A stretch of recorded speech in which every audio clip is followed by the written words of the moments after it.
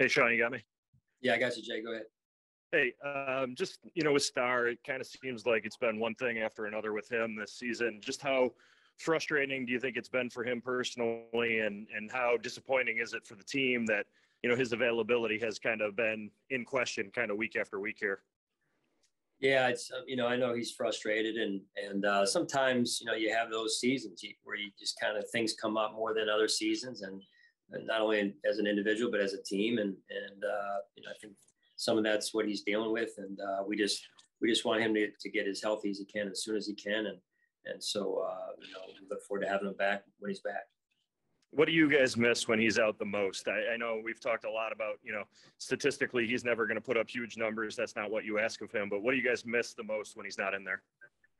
Yeah, well, there's a sense of veteran leadership when he's around our team, and there's also the beef and the ability to clog things up inside, and then also push the pocket in the pass game.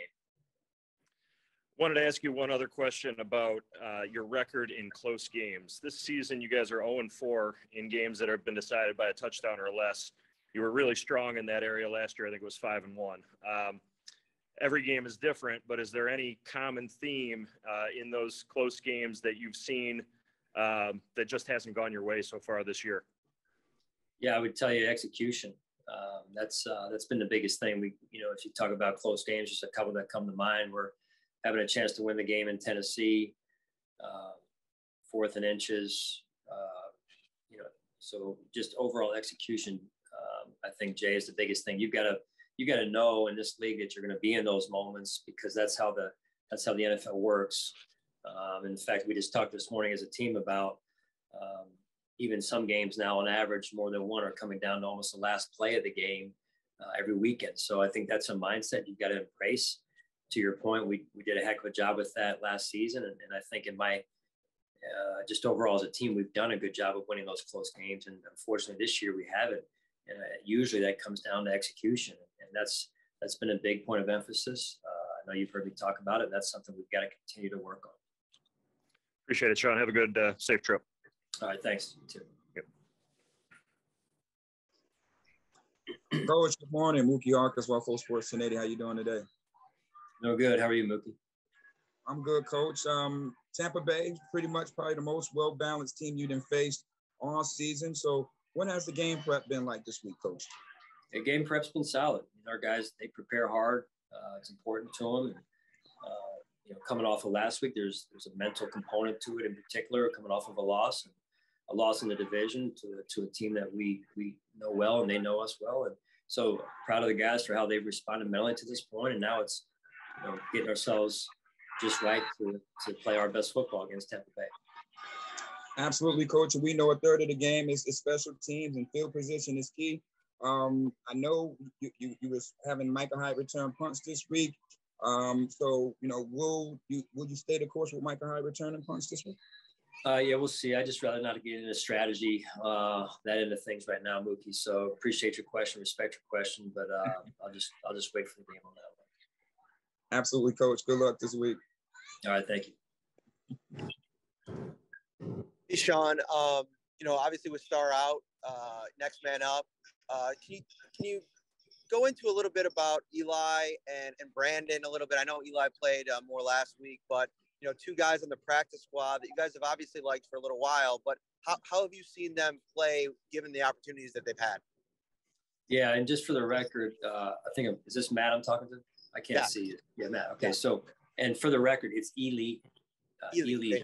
Yeah, so that's just for you guys going forward there. But two guys that have helped us, I think in particular in that Saints game, coming off of that Colts game, and they give us some size inside, and so we try and balance that out a little bit with some of the other guys we have out there, and they've worked extremely hard. Brandon's been with us a little bit longer than Eli, but both have been tremendous in terms of their team first approach, their willingness to work while they wait to get their chance, and I think that's been admirable. And now they've gotten their chance, and that's fun to watch. And then on the radio, you'd mentioned that Ed Oliver will be full in practice today. What happened with him, and was it in practice yesterday? Yeah, just got grazed in practice yesterday in the chest area, so I've gotten the word that he's fine. Awesome. Thanks, Sean. Appreciate it. Sure. Yeah. Hey, Sean, I just want to go back to something that Josh said yesterday when talking about some of the issues on offense. He said it's not necessarily about adding things. It's more so kind of about subtracting and keeping things simple, getting back to what we're good at and what works. In your mind, I know you talk about execution, but what does that look like to you? Is it getting back to that dynamic passing game, those deep shots downfield when they're there? What does that look like to you? You know, I think our fastballs, you go back to last season, our fastballs, your fastball, you never want to lose your fastball, right? Listen, whatever we do, whatever you do, you got to execute, whether it's throwing the fastball, throwing an occasional curveball, you got to execute. And that's really what offensive football is execution. And just I want to ask about Chris Godwin, just what makes him, Brady has so many weapons, but what makes him specifically so effective and dynamic? Yeah, an impressive player. The slot is an important position, as we know, with Cole here. Hard to find those guys in terms of that level of player, in terms of what Godwin's doing. And he's big. He plays big. He's strong. He's got great rapport with Brady in particular over the middle of the defense. And then some of the run after catch as well. So very impressive player. Awesome. Thanks, Sean. Sure.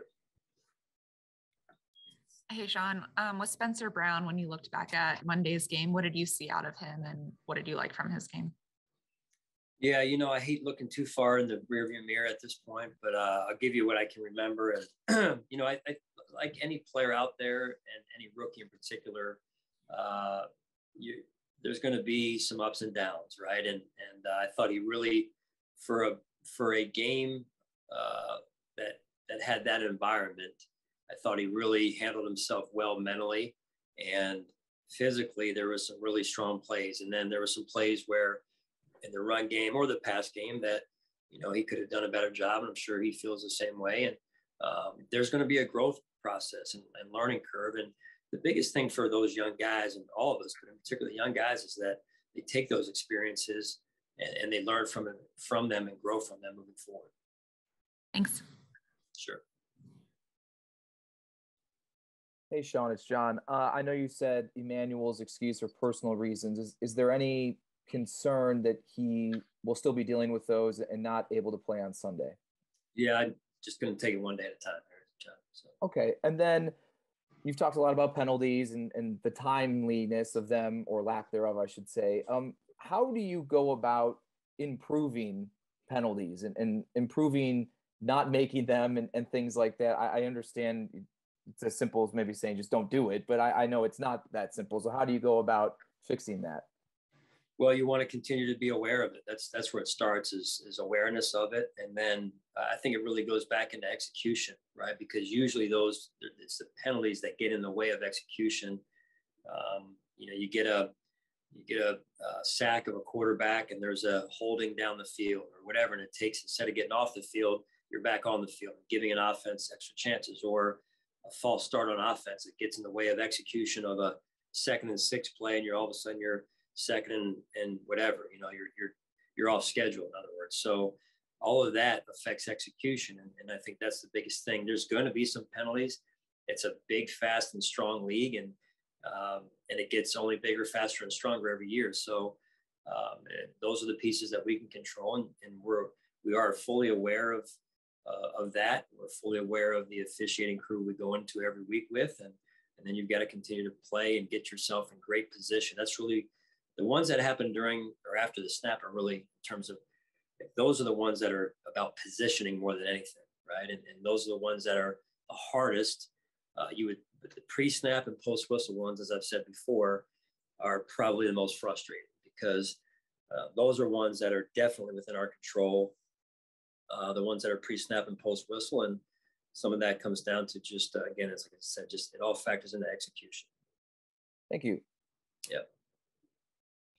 Sean, I just have one more question. I just want to go back to Spencer really quick. Have you seen, just from your perspective, have you seen any lingering effects from the time that he missed? Just generally speaking, again, Heather, I think, coming off of what he came off of, I think, there's getting your wind back, I think, is the biggest thing. And those are probably more specific questions just for Spencer, because every situation that I've seen is a little bit different. Mm-hmm. And again, I'm not a doctor, but that, generally speaking, across cases that I've seen with our guys returning from COVID, has probably been one of the bigger challenges. Yes. Okay. Thanks, Sean. Yeah. That's all we have for today. Thanks, Coach. All right. Thanks, guys.